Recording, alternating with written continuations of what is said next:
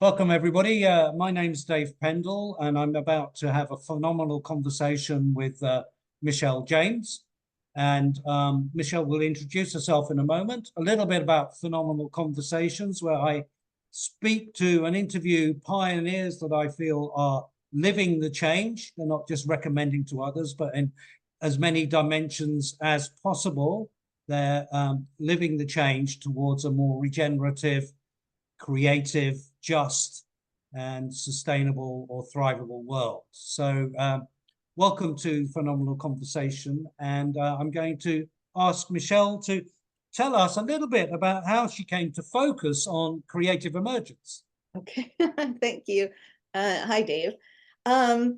Yes, so many years ago in the late 90s, I was very interested in bringing creativity into my work. I was finding that everything I did that was very creative and very alive on my free time, and then I would be in my work and not feeling it. So I started just taking every kind of class from theater, every kind of creative class, and started focusing on that. I also had a few experiences in meditations that gave me some sort of awareness of like a feeling of this is what I want to do in the world.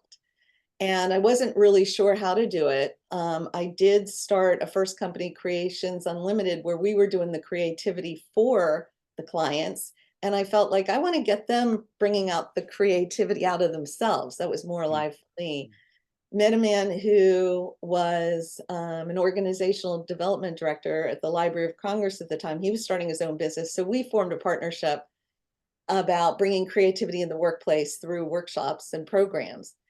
Well, what happened was we both, because we came from very different backgrounds, mine was more media, radio station, newspaper, and his was uh, organizational development. He became kind of a mentor to me, and I started taking training, but we had very different approaches we resonated with what we wanted to do, but very different approaches. And it was hard to connect what he wanted to do, what I want to do, unless we went up a new level and said, right. This is before I did improv. So it was before I understood yes and, but we were saying, how do we take, this is important to you. So we started going underneath to the values. What do you care most about? What do I care most about? Now, how do we create from there? Third ways. And so we created a company, sort of a third way. And in that process, which took several months, I was just recording kind of principles that were really, I was noticing were working, and they all fell under this umbrella. Like, this is an emergence process, and it's a creative emergent process. A couple years later, he had a family that he had to tend to, and he retired. He was older. And then, so that's when I started my Center for Creative Emergence, based on what was 44 principles that I kind of had. Yeah, exactly. Well, at that time, I think it was like 30, and later I got some other ones, and thought I want to dedicate my path to exploring creativity, particularly how it emerges, and then how do I create conditions to help support that emerge in myself and others. That sounds great. So I'm kind of curious because I think everybody has an intuitive or experiential understanding of creativity. However, what is it that this approach can bring that, regular kind of training and development doesn't? What is it that excites you about what it does to people? And why would you say, probably you would say it adds more value or better value. So how does it help? Well, I'll say it's more alive for me to do it that way. And okay. So I don't know that it's better, but it's definitely very enlivening. It's about bringing the whole brain activities, theater, so because we're designed to think in stories, imagery, art, theater, that's a whole part of us. A whole part of ourselves. I was thinking, then why don't we bring it into the workplace? Because I started noticing when I brought it in to my workplace, I became more alive and effective in the work. When I started working with people, coaching and facilitating, bringing it in more, they became more engaged and alive, and it wasn't the thing to do on the side. It was, you know, so started doing, you know, there was a whole applied improv network of people who valued bringing improv principles and practices into the workplace. So where the goal's different, it's not for performance, the goal, not for entertainment, but the goal is better leadership or better, you know, more functioning teams or conflict management. So it was started taking arts-based and various forms of creative thinking and bringing and applying it into real world issues, challenges, problems, team building, creative thinking. And I just felt that the more of ourselves we use, the more divergent we are, the more we can mine our creativity. So then when we converge and focus around what are we trying to solve, create, or envision, we have more access to more of ourselves. And including the body, movement is a big part of it too. Yeah. That's kind of part of my intuition also tells me, you know, whole self learning is fuller and richer and more beneficial.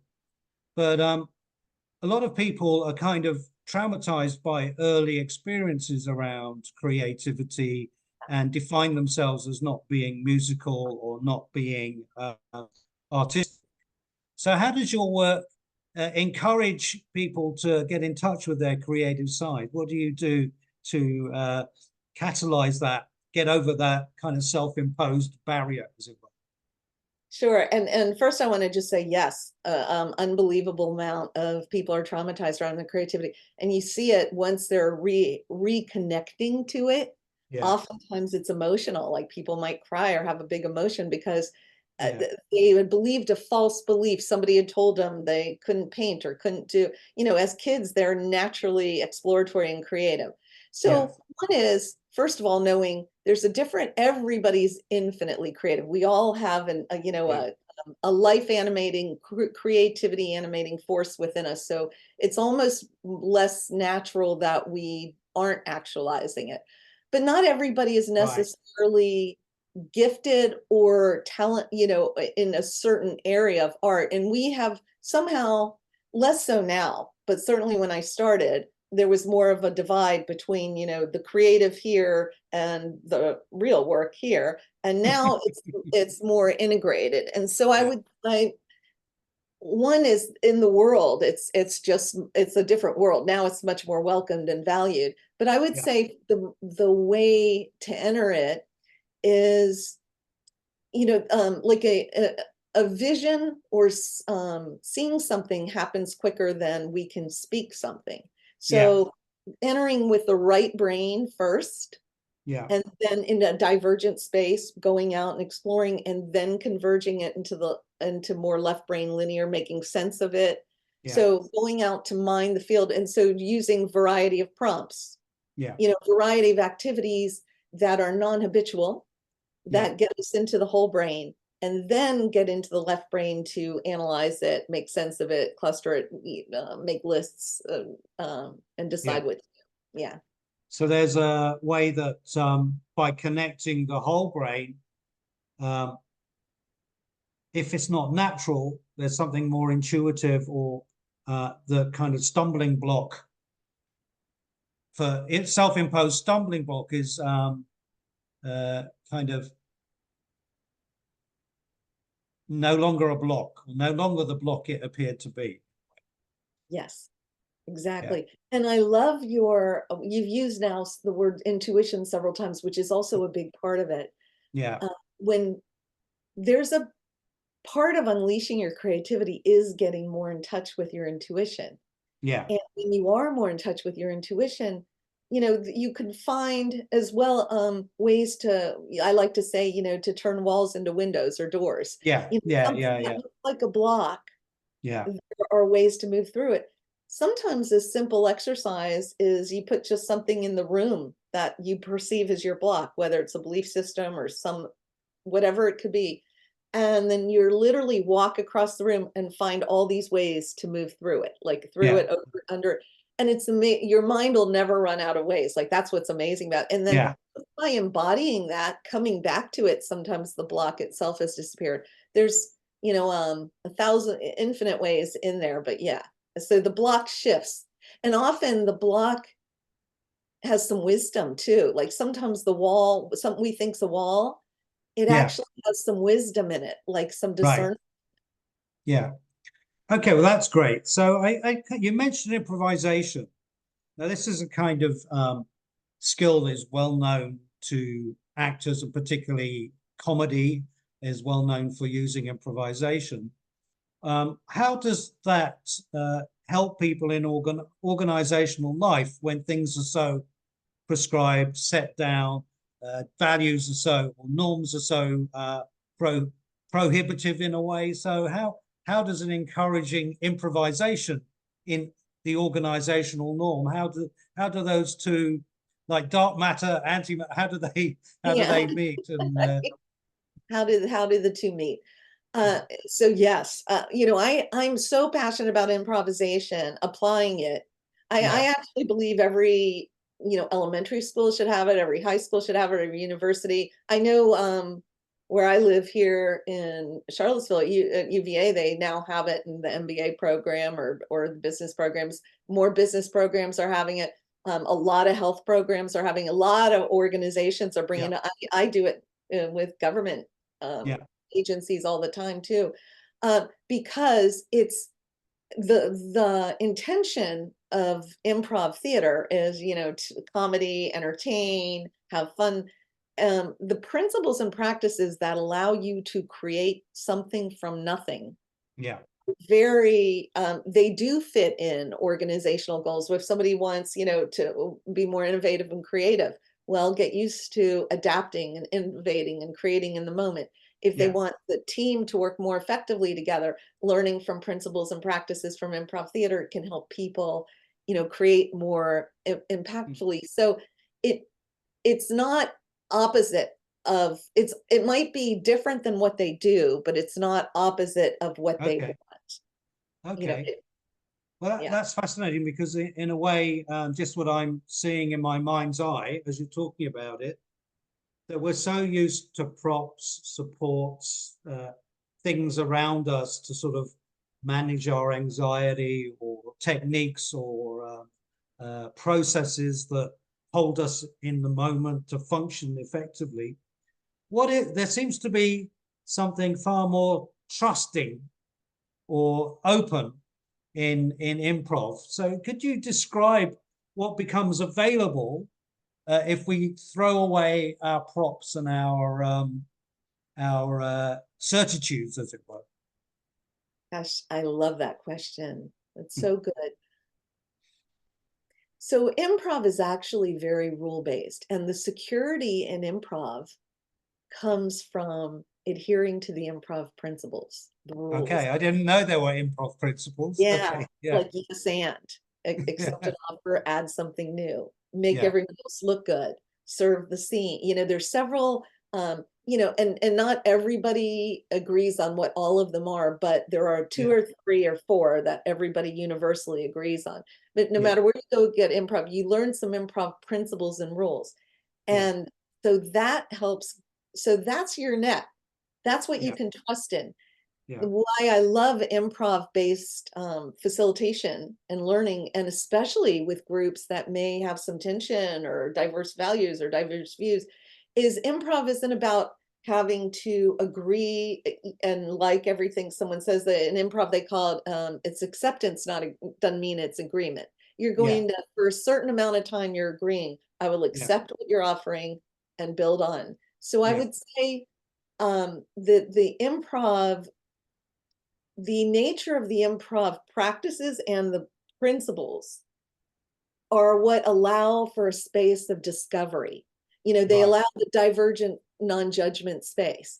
And yeah, because there's a principle of yes and, like everybody's having to add something new, or a principle of justify, help make sense of why what someone else just said is a good idea or right, important. yeah, yeah, You learn ways of being, interacting, and connecting that allow for the more spaciousness for discovery, mm, exploring. Mm. and new ideas. And so it's sort of an agreement that I don't have to agree with everything you say, and you don't have to even like everyone there, but if you're going to agree, like for this next time, we're going to agree to these principles. That's what helps create the space. I love that. And but there seems to be something countercultural to the way that normal social agreements work, which tend to be a little bit like showing off, putting another person down, being the best, or Yeah. whatever, or critiquing or analyzing, or I'd say all for the purposes of being better than someone else. There seems to be something that allows everybody to inhabit a wider frame than normal. Yeah, and there are a few ways to look at it. One is, in a creative process, you can look at it as part of the divergent space. For now, there's no judgment. And then you bring it back into convergent space, and that's where you bring in the critiquing, the analyzing. But then you're doing it of what the group created versus here's my idea or what one person. There are so many ways of navigating improv that are conducive to giving space for everyone to be heard. And so the nice thing about improv and creativity in general is it doesn't pick favorites. It's available for anyone. It can come from anyone in the ensemble, anyone in a team, anyone in the group. And so if you do enough improv, you actually get that training, that way of thinking weeded out of you, that you're going to think that it's my idea versus your idea. Because you do enough improv, you get to really value how ideas emerge and how co-creation is always, the sum is always greater than, the whole is greater than the sum of the parts. I've been meaning, I hadn't intended to ask you this question, but there's I've had a couple of experiences in design thinking experiences where there's this kind of egalitarian collection of ideas. But I think often might get missed is discrimination on what's most valuable. So what has the most valuable or potency, or where is the rich node that we can tap into?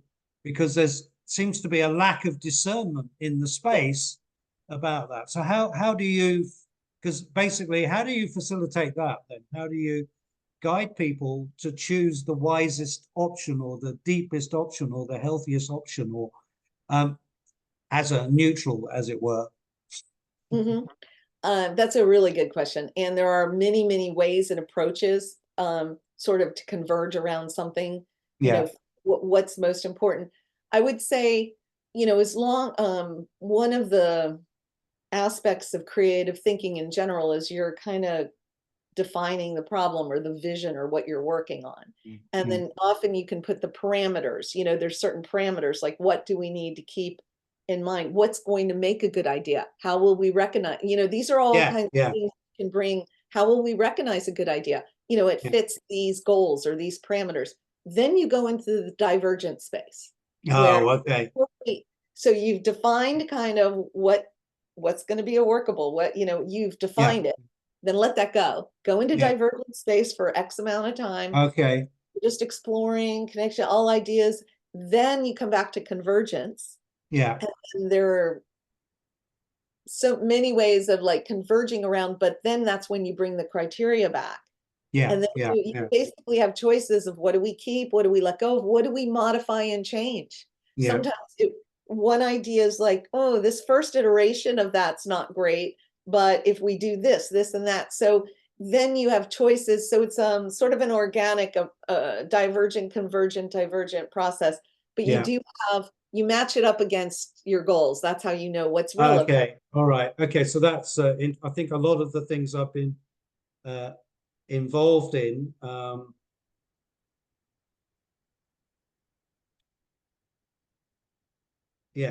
haven't had that such an explicit structure in the beginning of what are we seeking, or it's like we're here to collect your ideas and you can participate and contribute, but the kind of framing you're described, I think, has largely been absent from For other what? ones I've done. For what? Toward Yeah, what purpose? And that yeah, purpose can be very large. yeah, Toward what purpose? For what? Like what? Why are we yeah, doing it? yeah, Or it can be more specific. yeah, Um, and it can also be more kind of emergent. Like oftentimes you think you're working on one thing as you go in the process, something else comes much louder out. Oh, this yeah, is what yeah, we're really looking for. So yeah, it's having an idea, a direction at yeah, first, yeah. um, at least, or a set of goals, and then kind of holding them loosely, but keep continuing the process. So one of the things we did before this was to do a little intention exercise together. So it often seems from the design of learning I've done, or I've experienced, often there isn't a coherent intention that's held sincerely and deeply.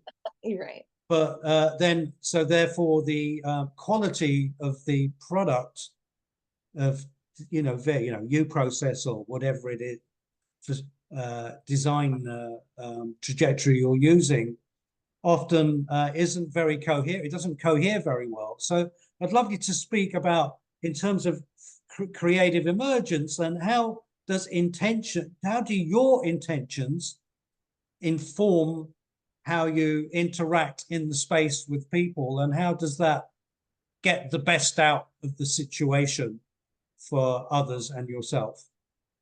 That's great. Because oftentimes people think they're on the same page and they're Yeah, not. They think they're yeah, working toward the same thing and they're not. And so yeah, sometimes if it's if it's a group, sometimes the depending on the size of the group, if it's a small group, the group can literally create an intention around the room. I'm intending yeah, this, I'm intending, yeah, and so, and then you can see what is so then what's our intention. Other times it might be something like that you're setting if it's a larger group, you're setting it, and then just see if everyone's on the same page, or does it need to be shifted or whatever. Because okay, where you don't want, intentions are not like, and I don't want anyone to do this, and I don't want, intentions are very positive. It's sort of like, how do you make something grow?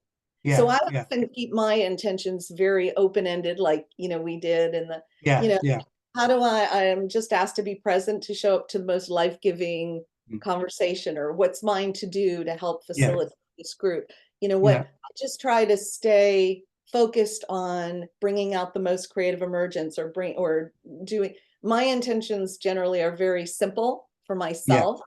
Um, yeah, and when I facilitate, I try to keep them simple, because if they're too complicated, then they start to, but if it's something yeah, like, we intend that we get to clarity, or we something like, yeah, yeah, something, yeah. because So that, go ahead. Yeah. no, but just to clarify, because then that sounds like you've got your intention as a facilitator, which you shared with me earlier. But then do you explicitly collect the collective intentions to design what's going forward? So you make Yeah. that a conscious part of the process to see what intentions are in the room and weave together a collective intention. Sometimes it depends, I would say it depends. So my intention is always to serve the group, that Yeah, and their objectives. So to yeah, serve the group and whatever their objectives are, and that's different depending on what kind of group it is and what they, yeah, yeah, with the group, sometimes I will write down like this would be awesome, this workshop would be awesome if, or this would be great if, and then have people share what it is, and I write it down, and then we can yeah. Oh, extract the yeah, yeah, yeah, themes. So yeah, that's the way of getting a collective intention. yeah, And usually everyone then feels heard, and we can extract some main themes. And yeah, it's very, very quick. But yeah, that way, there's no surprises. And yeah, especially, and you can, uh, and things can fall under other things, and so you could boil it down to a few simple intentions. How will we know if we, um, and oftentimes, it could be something that's like, it'll feel right, I'll feel more alive, or it could be like, we now know our next steps toward da da da. yeah, yeah, yeah. But that's without the kind of prescriptive methodologies that you would normally arrive there in a way. You cohere a more common engagement because you're not using, I'd say, more mechanistic means. Correct. I always believe that the wisdom of who's in the room Yeah. for what they need has way more creative intelligence than anything I could bring in. Oh, I truly beautiful. I love believe that. Love that. That sounds like a injunction for people like you and me in learning to trust the kind of cosmic intelligence or the reason that's brought us there in the first place, and be open to that coming forth. Yeah, and the natural, yes, and Yeah. the natural the natural emergence process, you know, the whole is greater than the sum of the parts. Yeah. Yeah. And that there is a group field that Yeah. emerges. You know, you see it in sports teams. I see it in improv groups. Yeah. See Yeah. it in creative groups all the time, where all of a sudden it's sort of like that group field, a group cohesion, Yeah. where sometimes when the group reaches it, everyone's just doing their part almost effortlessly. And Yeah. then other times when there's more ego involved, it's like more struggle and whatever. But it is Yeah. about really believing, coming in believing that everyone in the room is fully creative and everyone in the room has wisdom to contribute. And as the facilitator, you know, you might use prompts. You're there to keep the container, keep them focused on the objectives. Sometimes it's constraining, sometimes it's expanding, but it really is in service of that they have intelligence that knows how to solve that problem or create that vision. Well, I love the way you express and bring so many different elements together. Just going back to emergence and the kind of, I've been a part of, different discussion groups that are working around generative emergence, or call it generativity. But often I got the feeling it sort of was uh, more or less anything that isn't what is in the corporate plan or the business plan or on paper. So it was, to me, it didn't feel like that there was a conscious, intentional approach to creating emergence, of more that it was a kind of reactive approach of the kind of methodologies of corporates, rather than feeling, well, what's the intention behind this? It was almost like I would say, aggrandizing emergence, but I think it needs, in my view, it needs specific parameters for healthy or developmental emergence to occur. Yeah. Oh my gosh, what you just said was there's so many layers in there. Yes. So sometimes one, it is like putting on, you know, it's like this word, a new word, a new language in old ways of getting, old ways of being, old ways Yeah, of exactly. Yeah, yeah. So that happens. You see that all the time. People will just throw in, you know, emergence or generativity or all Yeah, kinds of things, yeah, but yeah, there's it's still old ways of doing. And yeah, it's well, one, it's messy. So it yeah, isn't, yeah, there's no one right answer. You know, you're no, kind no, of part of the nature of emergence is it's sort of just like any new birth is so messy.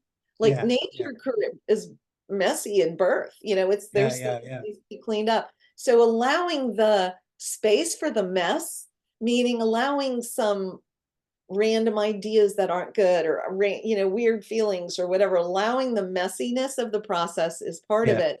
And then yeah, also, yeah, every single, so if you like, I always look at nature's the grand creator. You know, if you want yeah, to know how yeah, to create, look at nature, because every single it has a life energy toward more life, toward more generativity, but there's always a structure involved. So yeah, emergence always has structure and flow, yeah, always has some sort of containment and some yeah, sort of life energy. And so I yeah, think as a facilitator of emergence or a container keeper of emergence, you're playing with, well, how much structure do I put in, parameters, go, you know, yeah, boundaries, and how much flow. And there's no one right answer. And I think it depends on what are you trying to get. And in real time, sometimes you're yeah, like, oh, I thought this needed to be more structured, but it's taking a life of its own. So I'm Yeah, gonna yeah, yeah. let it flow. And then other times it's like, I'm oh, gonna move my cats. oh, Okay, yes. then I saw this big bushy thing. Yeah. Yeah. And so sometimes it's that, and then just like that, Yeah, exactly. random things, and then it makes more life colorful and more fun. Yeah. And the unexpected. So it's part of really engaging emergence is being open to the unexpected, allowing it to be messy, Yeah. knowing that there's a integration, a dance between structure and flow. And then sometimes it'll need more structure, sometimes more flow, and be gentle with yourself and other people as you're figuring it out, because Yeah. there's no rule Set book. part. There's no set like X number of minutes. You'll Yeah, think yeah, the design yeah. like this might be 15 minutes, and then it turns out to be 2 hours, something else. So that's part of learning to kind of follow the natural energy of it too. Yeah. I mean, I think you've actually spoken to one of my questions, but it might be good to just I mean, I think it's less so now, but there's been so much reaction to oppressive structures or ways of facilitating and enabling where that you want there to be equality and justice in the space and in the room, and you want people to participate. But there tends to be an overreaction of not providing the kind of creative tension of structure like you're talking about, the kind of almost an allergy to creating any sort of structure, as it appears to be oppressive, or in some people's eyes a bit oppressive, or over prescriptive on individual expression. So talk to me. I mean, you've mentioned the unexpected, all these different things and the positive benefits, but the importance of structure, I think, in relationship, because everyone probably is diving towards emergence, but throwing away the structure or the intentional structures that you need. So it would be good to just flesh that out a little bit, although you have referred to it a couple of times at least. Yeah, well, and I know historically, or a lot of times, where when or like if somebody grew up, never allowed out, they often their first time out, they often become very rebellious and like just try. So there's a lot of pendulum swinging. Like if something felt too tight or too much structure, too oppressive, then often the first reaction is go to the other side, too free, not enough structure, and then that's not working, so go the other side. So it's sort of like learning how to dance with the polarities of it. It is understanding that for every voice to be heard, if you're facilitating a group and every voice to be heard, there is a need for some sort of structure. It may not be the same oppressive structure that was there before. No structure often doesn't, then it goes off on irrelevant tangents and nothing gets done. So it's sort of like balancing, and I think a big part of it is letting a group know that sort of the difference of the kind of the constraint or the structure you provide. Like that, I often will introduce people to the concept of how creativity just actually does occur with some sort of constraints. And that it isn't just, and like improv has lots of constraints for people to fully improvise. So nature creates it, the constraints. So I think when people understand that, they're more likely to receive the constraints and Accept rebel against them. That's brilliant. I think we're coming to the end of what I had questions I sort of roughly listed out, but we just want to talk about the kind of Anthropocene moment that we're in, and the fact that as a species we're our survival is possibly threatened, and some of the people in the spaces that we inhabit or have traveled, there's an idea that there's where this flux might be the potential for a greater order, or this greater whole of humanity that you were talking about is a potential in groups. So I think that there's, I sometimes sense there's a potential order of emergence that is so much uh, um,